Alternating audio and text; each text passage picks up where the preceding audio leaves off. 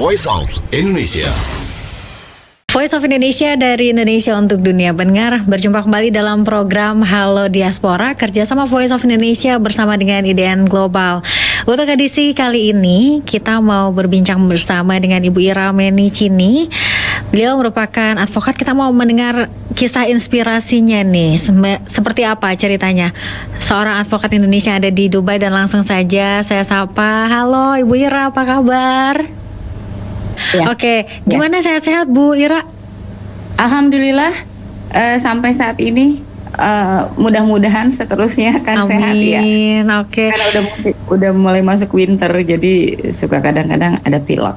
Oh, kalau winter tuh di sana cukup dingin ya Bu Ira ya? Sekitar 17 Celcius ya, cukup dingin. Cukup dingin ya. Panas. Kita tuh berpikirnya kalau di negara-negara di Timur Tengah gitu ya, kayaknya bawahnya panas aja gitu. Tapi ternyata di sana winternya tuh juga kayak di puncak gitu rasanya ya, 17 derajat Celcius lumayan dingin setelah 55 derajat Celcius dapat 25 aja kan udah lumayan ya. Oke, Bu Ira udah berapa lama di Dubai? Sampai hari ini sekitar 11 tahun saya di Dubai. Lama banget ya. Ini gimana ceritanya bisa menjadi seorang advokat di sana gitu Bu? Sebetulnya dimulai dari apa ya? Dapat tawaran pekerjaan. Jadi kan saya sebelumnya kerja di shipping line udah sekitar 13 tahun lah di Indonesia gitu loh. Jadi saya pikir saya mau kalau saya bilangnya Jakarta is no longer big for me back then gitu kan, tahun 13. Terus kebetulan saya ada kenalan di Dubai, ada teman, ya udah datang aja ke Dubai, jalan-jalan gitu. Terus ketemulah sama salah satu teman beliau yang memang punya law firm. Law firmnya tapi bukan UAE law, tapi memang bergerak di English law dan untuk maritime law. Jadi di set up lah bawa sesi interview gitu. Begitu datang dia bilang, Ira kamu punya background hukum, saat itu masih belum ambil license advokat pastinya, karena kan lama di shipping line. Terus dia bilang kebetulan ini punya background yang sesuai dengan company kita nih. Gimana kalau saya train kamu sebagai pertama jadi legal assistant? Aku bilang, oh ya, memang bisa bahasa Inggris. Ya, kalau hukum kan di Indonesia aja bahasanya beda ya Mbak ya. Iya. Di bahasa Inggris gitu. Udah gitu, yang saya pelajari adalah hukum Indonesia. Sementara ini hukum luar negeri yang saya nggak tahu sama, not familiar at all gitu. Terus dia bilang, if you want I can train you. Oke, dan deal. Jadi 3 tahun pertama of course, kalau saya bilang penuh darah, keringat dan air mata. setelah 5 tahun ke atas ya sudah agak mulai dapat difahami. Dan tahun 2017 saya memutuskan untuk ambil license di Indonesia, jadilah secara resmi advokat. Tapi memang status di Dubai saat ini memang saya bukan, karena seperti yang kita ketahui bersama, kalau bergerak di bidang hukum kan hanya orang-orang kalau kita BNI lokal ya, atau orang-orang yang dari negara tersebut yang bisa bicara di pengadilan seperti di kita juga. Jadi kantor tempat saya bekerja juga sifatnya hanya konsultan gitu loh judulnya. Jadi memang lebih banyak beracara di luar UAE itu sendiri. Karena kalau untuk UAE kita harus berlicense dengan advokat UAE sendiri. Tapi ya seiring berjalannya waktu di antara teman-teman saya juga, misalnya ada beberapa company yang dari Indonesia ada berurusan dengan company-company di Dubai. Biasanya dari kantor ya sayalah yang diutus atau ditugaskan untuk memegang kasus-kasus tersebut, begitu sepanjang saat ini ya begitu. Gitu. Jadi tadi di awal-awal tuh penuh darah dan air mata gitu misalkan ya. Tapi ada tantangan lain nggak sih selain mempelajari bahasanya juga begitu sulit? Di sana kan justru multikultur ya Bu Ira ya. Jadi untuk lingkungan kerjanya juga gimana nih Bu? Itu bagian dari apa ya kalau saya bilang, well, UAE government saat ini mempromosikan bahwa mereka memang kalau saya bilang di suatu kantor itu udah kayak kantor PBB, Mbak. Oh ya. Segala macam nationality ada. Di kantor kita sendiri, we call it as a boutique law firm karena isinya juga nggak banyak gitu kan. Berbagai nationality ada, misalnya salah satu rekan saya juga dari Pakistan gitu loh, Karachi, saya sendiri orang Indonesia. Sementara advokat, solicitor atau yang punya law firmnya itu adalah pemegang UK passport, juga Singaporean native gitu, kayak gitu-gitu gitu. Jadi beragam-ragam. Tentunya kalau di dalam company saya sendiri, alhamdulillah so far nggak pernah ada masalah. Tapi ketika tantangannya adalah ketika di luar kantor, misalnya ketika yang saya alami kalau pergi ke pengadilan, saya nggak mau bilang kelihatannya jadi kayak lemah gitu, tapi karena wanita, sebagai wanita tantangannya lebih banyak lagi karena saya bekerja di apa yang saya bilang men's world gitu loh. Jadi lebih banyak lagi tantangannya.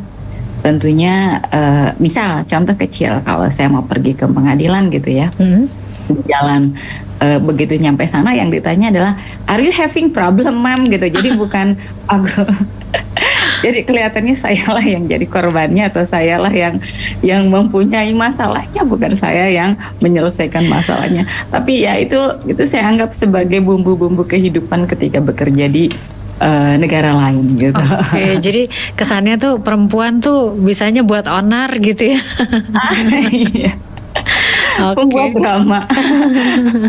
Tapi jujur kadang-kadang saya menggunakan itu sebagai senjata juga. Oh iya betul. Itu justru ini ya, apa namanya, kita memanfaatkan hal tersebut juga sebetulnya ya. Tapi selain dengan petugas-petugas di pengadilan gitu, kalau dengan klien sendiri dengan berbagai latar belakang budaya, ini juga ada tantangannya tersendiri nggak, Bu Ira? Pastinya. Jadi ketika kita bilang Middle East, kita nggak bisa samain dengan negara-negara Eropa pastinya ya, karena stigma atau basic dari kehidupan masyarakat notabene kan di Muslim sendiri sudah pasti laki-laki adalah hal utama, mau nggak mau saya harus terima itu. Jadi sebagai wanita saya harus double extra untuk membuktikan I capable to do that gitu loh, kayak gitu kan. Tapi selain itu tantangannya ya selalu dibilang bagaimana, even saya disuruh jadi lead untuk menyelesaikan kasus, saya biasanya first impression adalah saya pasti dianggap sekretaris, udah pasti. Udah pasti gitu loh. Jadi cantik ya lagi kan ya Bu ya gitu kan. Saya terima aja, ya udah nggak apa-apa gitu kan gitu. Ya itulah berbagai macam, saya bilang sih, saya nggak mau bilang tantangan, tapi saya bilang bumbu-bumbu kehidupan atau bekerja di sini, karena beda banget.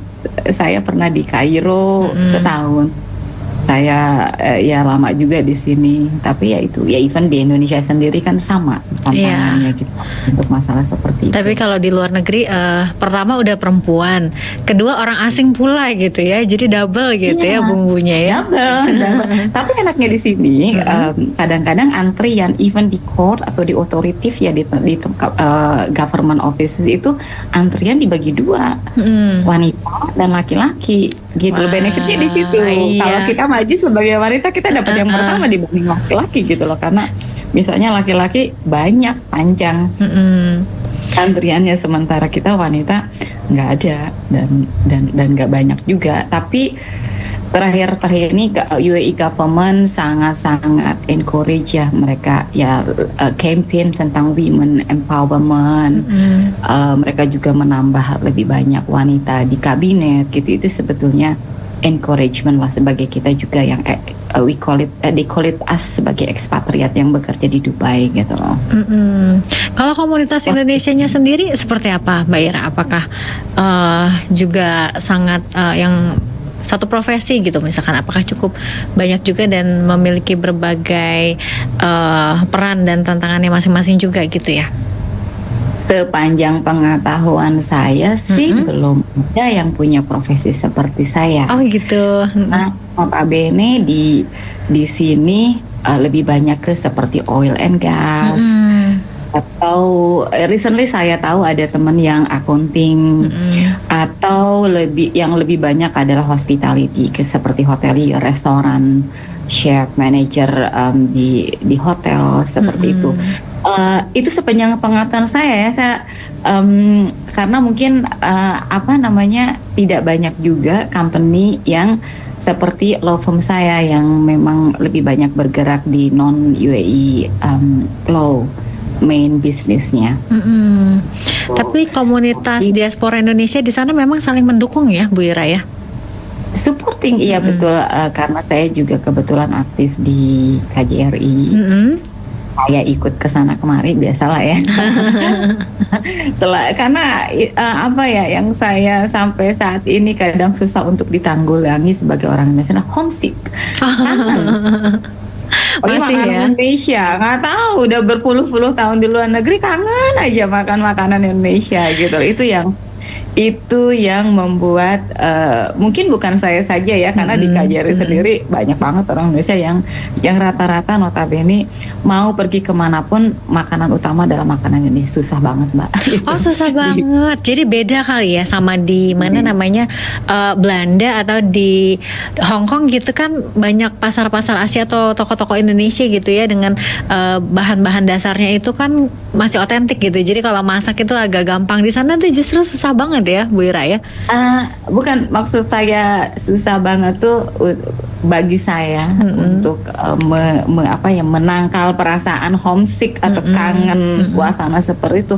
Kalau untuk bahan makanan, groceries, orang Indonesia yang menjual makanan Indonesia atau restoran Indonesia menyediakan itu, saya harus bilang Dubai is heaven, UAE is heaven gitu. Banyaknya groceries Indonesia, banyaknya Indonesia restoran, dan teman-teman yang pintar masak gitu kan. Ketersediaan bahan baku juga cukup banyak, walaupun misal of course harganya lumayan tinggi ya, Mbak ya, jangan ini itu mah udah pasti harga lengkuas, harga jahe, harga kunyit gitu ya, paling mahal di dunia ya. Misalnya lebih mahal jengkol daripada daging gitu. Itu aja yang ini utama, saya orang Sunda jadi saya tahu persis gitu perbandingannya. Tapi ya itu tadi, banyak juga sih ketersediaan makanan Indonesia gitu. Cuma ya sebagai orang Indonesia kayaknya pergi kemanapun yang dicari makanan Indonesia dulu ya. Iya, jadi mau selama apapun, kemudian juga mau senyaman apapun, bagi diaspora tanah air selalu di hati gitu ya, selalu merindukan kayaknya gitu ya, Bu Ira ya. Betul. Kayaknya nggak cuma saya, Mbak. Semuanya.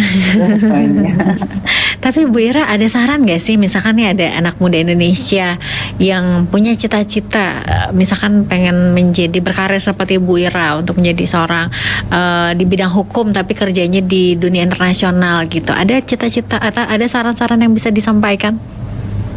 Sebetulnya saran saya selalu nomor satu sih, karena di generasi saya bahasa Inggris itu saya dapatnya, kalau saya nggak ambil ekstra, saya dapatnya dari SMP kan, seminggu sekali.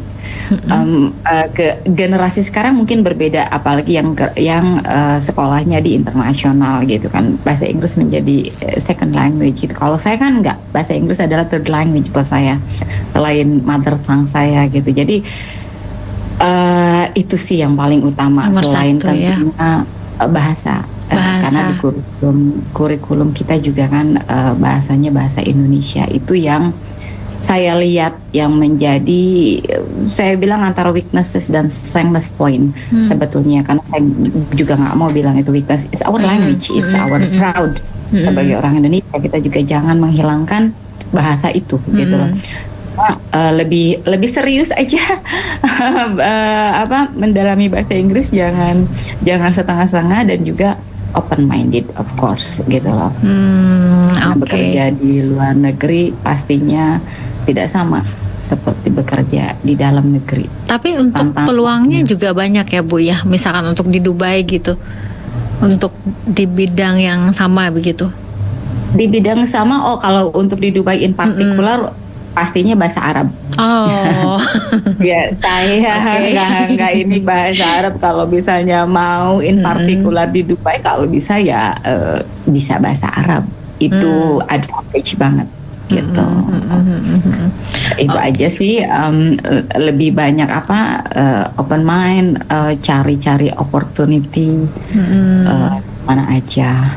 Oke, Gitu. baik. Kalau soal tantangan kerja mah di mana aja gitu ya. Bahasa juga nanti pindah ke negara lain juga harus belajar bahasa yang itu ya. Sama. Iya Kak, terutama kalau hukum karena kan kita pasti kalau di sini beracara di pengadilan pasti pakai bahasa Arab. Oh berarti Gitu. wah Bu Ira nih bahasa Arabnya nih udah. Makanya kalau yang lokal ya kita minta bantuan dari translator atau ya itu dengan advokat. Itulah kalau di hukum tuh complicated jadi kayaknya gitu. Betul loh, sih ya. But I enjoy, I love my job. Jadi dibawa happy aja. Keren sih. Semoga ini bisa menginspirasi kita semua ya, pendengar Voice of Indonesia, apalagi yang saat ini sedang menempuh di bidang hukum atau yang sedang mau kuliah hukum atau yang lagi mau kuliah lagi S2-nya. Terima kasih Bu Ira sudah sharing-sharing dan memberikan inspirasi untuk kita semua. Sukses terus Bu Ira ya. Semoga nanti kita bisa ngobrol lagi di lain kesempatan. Insya Allah, semoga Mbak Sika, terima kasih banyak atas kesempatannya untuk saya bisa sharing terutama kepada kaum muda. Mudah-mudahan yang lain atau selanjutnya bisa lebih baik dari saya lagi, lebih lebih bisa membawa harum nama Indonesia di kancah internasional. Amin. Amin. Terima kasih. Salam sehat, sukses selalu Bu Ira. Terima kasih Mbak Sika, selamat pagi. Saya boleh live ya? Iya, terima kasih. Pendengar Voice of Indonesia, itu tadi Halo Diaspora. Kita akan berjumpa kembali di hari dan waktu yang sama. Sampai jumpa. Voice of Indonesia.